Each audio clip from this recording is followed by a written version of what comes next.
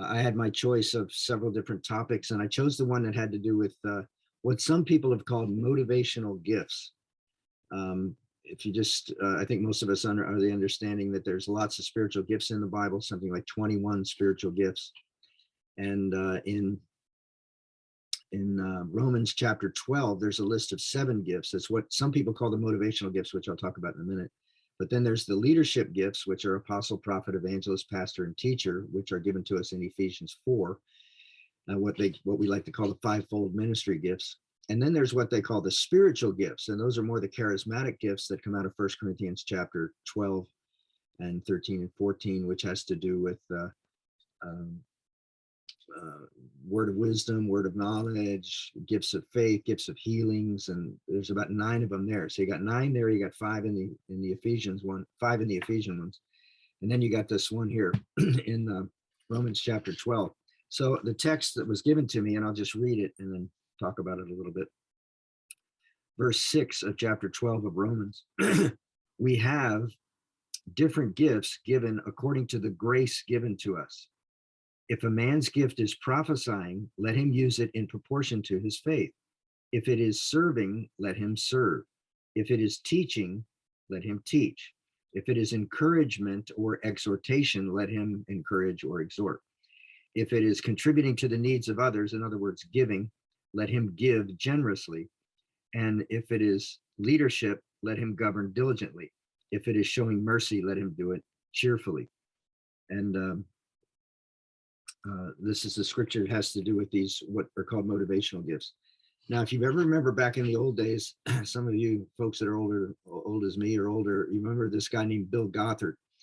And he would come to the Bay Area periodically, once a year or so, and would have these big conferences called Institute of Basic Youth Conflicts. There's apparently been some trouble in his organization lately, but anyway, he's the first one that, as far as I know, coined the term motivational gifts. And it seems to be, now this is, John Wimber had an interesting view on spiritual gifts where he said you have these, he gave the illustration of this. He said, let's say you're in your house and your neighbor, their toilet breaks. So they call you up and say, hey, you're kind of a plumber type of person. Can you come over and help fix? So you run over there, but all you've got in your toolbox is a saw, a monkey wrench, and a hammer.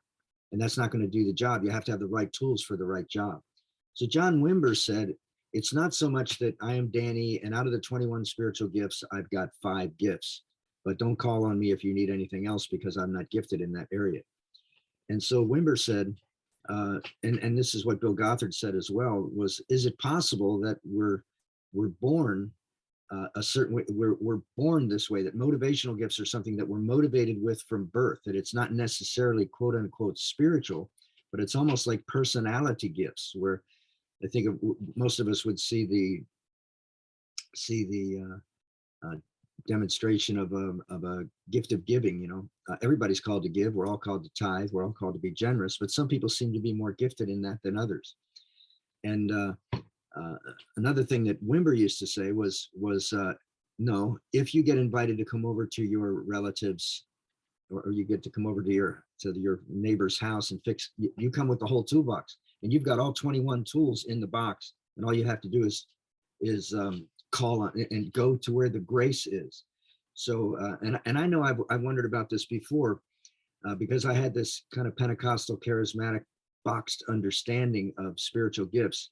I said, well, yeah, I think I've got 4 or 5 of these gifts. I think, yeah, I'm an evangelist, so I'm in the fivefold ministry, and periodically I have a word of knowledge, but not very often. And I get people healed once in a while, but I can't really say I got the gift of healing.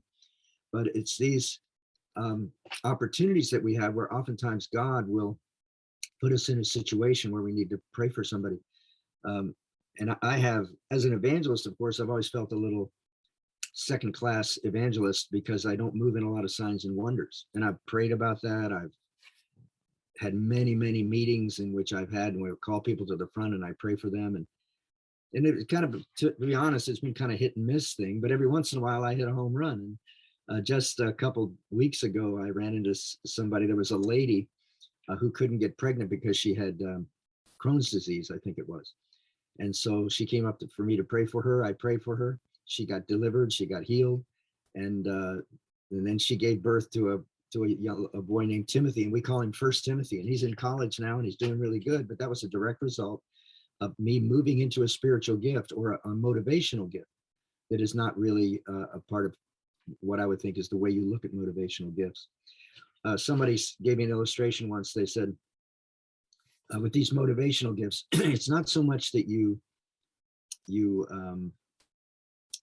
open the door and you just let a spiritual gift come in and do the job, but you're naturally gifted with these gifts. So somebody gave an illustration like this. I don't know if it was Bill Gothard or if it was someone else that I heard, but let's say you're at a dinner party, and let's say Michelle is putting on the party and everybody's there and everything's going really well. And it's kind of a little bit more of a kind of a ladies' tea type of thing. It's not just a bunch of guys sitting around watching football. This is a real a real nice thing with nice tea and china. And so Michelle comes walking into the room where everybody's fellowshipping, and she trips over the door jamb, and she's got the cups, she's got the teapot, she's got the tea, she's got the tea bags and everything, and she falls on her face in front of everyone that's in the meeting. And so immediately all of the motivational gifts go into operation. For instance, where it says whether prophesy, a prophet will stand up and say, "Oh, you shouldn't have done that, Michelle. You should have watched where you were going." So it's kind of almost like a little harsh thing. It's your fault. You tripped over the door jamb, but you should have watched where you were going. But then the teaching gift comes up and says, "Oh, come here, Michelle. Let me show you. You see, the door jamb was a 1/4 inch above the floor, and you didn't take into account that 1/4 inch, and you weren't watching where you were going. So next time, if you do it, make sure when you come up to put a little note in your head and say that you're going to be able to step over that thing next time." And then the person with the gift of giving says, "Oh, how much did all those teapots cost? Or how much did all those cups cost? And let me pay that right now for you."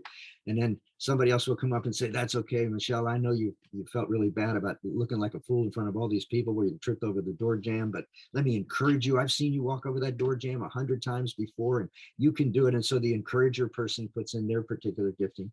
And then somebody else, reaches into their pocket and pays for the gifts. And then the person with the leadership gift, they come in, and then the mercy person comes in and just, comforts you. And so all these gifts can be used. It's a little bit of a silly illustration, but I kind of like it that God's not in a box that, well, I've only got three boxes or 3 tools in my toolbox. And so therefore, those are the only ones I can use. And so spiritual gifts are an interesting thing. And a thing I'd like to, before we quit, is in verse 6, it says, "We have different gifts according to the grace given unto us." And I think that's where a lot of younger people come to me all the time, and they're asking for guidance. And, they come through a YWAM school, and should I do this Bible school? Should I go directly to the mission field? Should I do thus and so? And I just say to them, try to quiet yourself before the Lord, do some thinking and some praying, and just go before the Lord and say, "Where's the grace?" And my exhortation is, go where the grace is. Wherever the grace is, that's where you want to go. And this is something interesting that I found with just in my own spiritual walk with God, is oftentimes I will, I'll have one particular dosage of grace given to me. For instance, I'll be on my way to a meeting, or like, for instance, a couple of years ago, for some reason, the Salvation Army got a hold of me and really liked my teaching. And so they brought me into several of their big leadership meetings. And I was a big fan of William Booth and the Salvation Army, so they really appreciated it. And I was getting invitations out the wazoo to go teach at Salvation Army gatherings. And I was very blessed at William and Catherine Booth's their understanding of spiritual gifts and their understanding of the church like an army and everything. And then all of a sudden, I stopped getting the invitations from the Salvation Army. So I started thinking, well, maybe they didn't like my jokes, or maybe I talked too much, or maybe I didn't talk enough.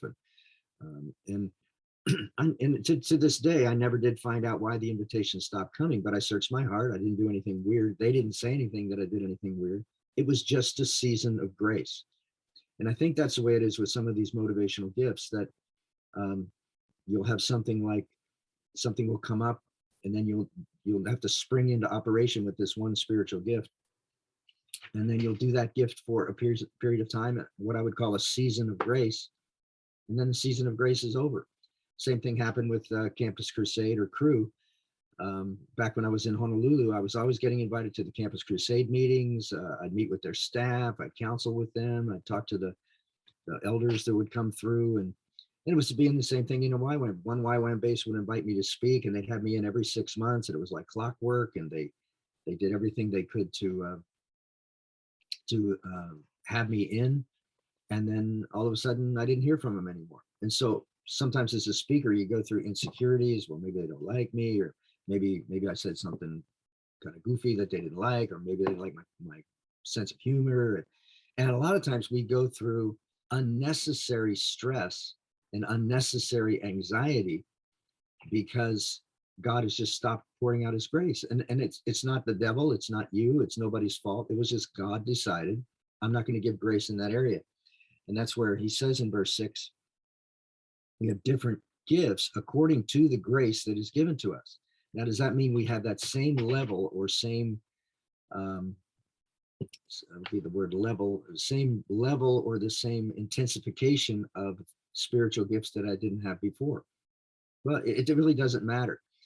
I always like to quote Paul in 2 Corinthians chapter 12, when in the same verse, I think it's chapter 12, verse 7, in the same verse, his thorn in the flesh is called a gift of God, and it's also called a messenger of Satan.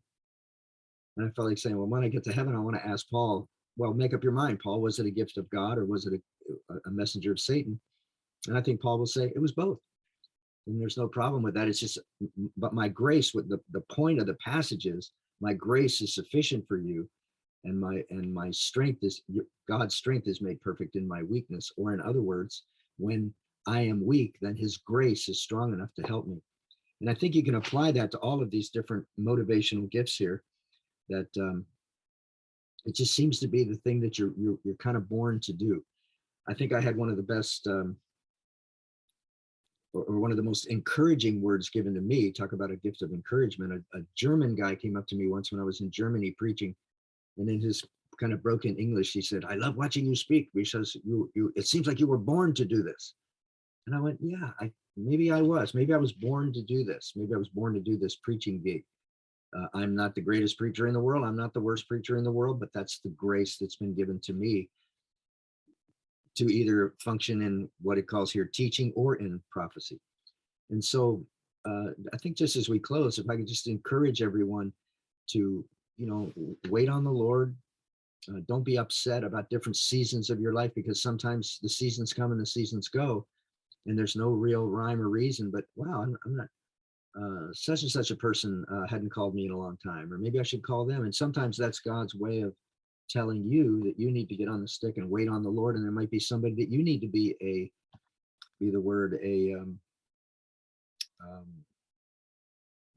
channel of grace to people by functioning in these motivational gifts.